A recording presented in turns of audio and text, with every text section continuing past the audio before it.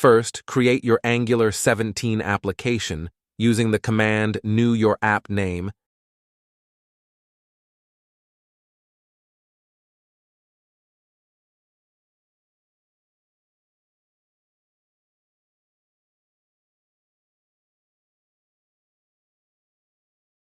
And navigate into your project folder with cd your app name.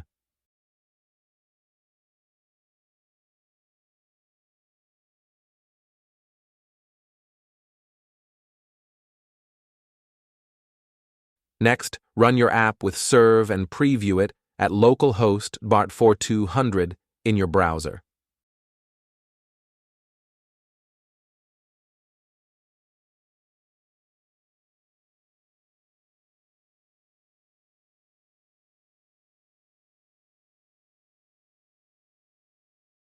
Now, create two components, about and contact, using generate component about.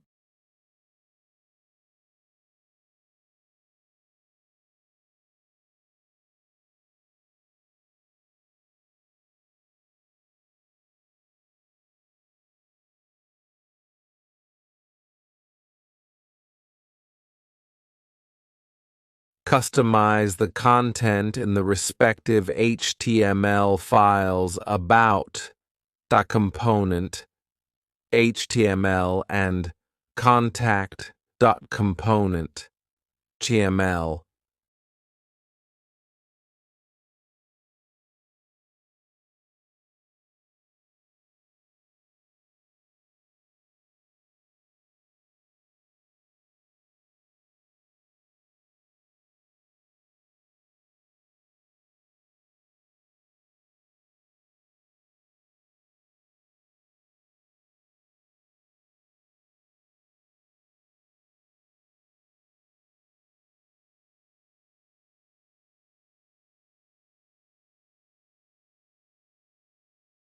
Let's dive into the app.routing.module.ts file.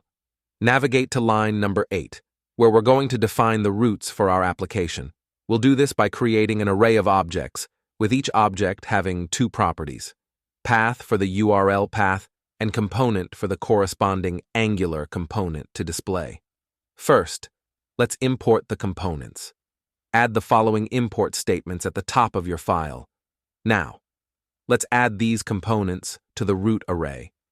This sets up the routing for about and contact paths, associating them with the about component and contact component respectively. Feel free to add more routes to suit your application structure.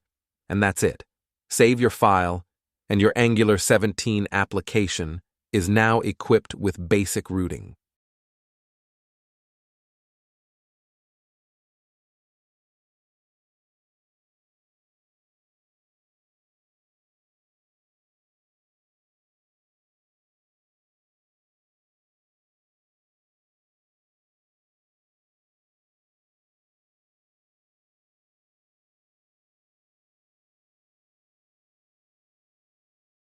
Let's address invalid routes. Earlier, we noticed that when users entered an invalid URL, there was no notification. So, let's create a not found component. Whenever a user types an invalid URL, this component will be displayed. To start, generate the not found component with the command generate component not found.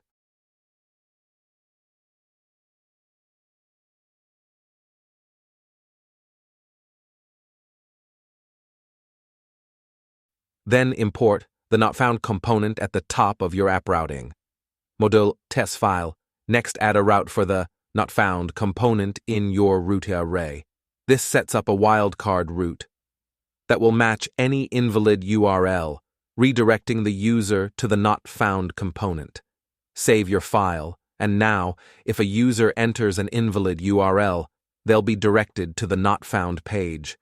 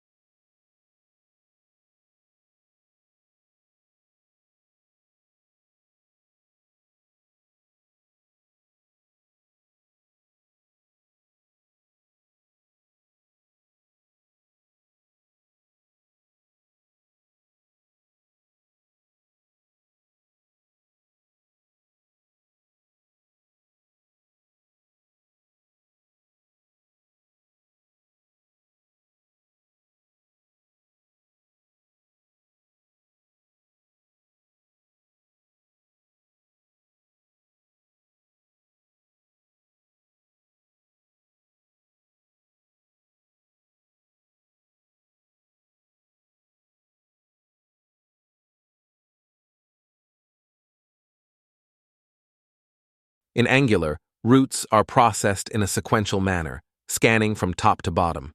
If a user enters a path, Angular checks the routes in order. If a match is found, it displays the corresponding component.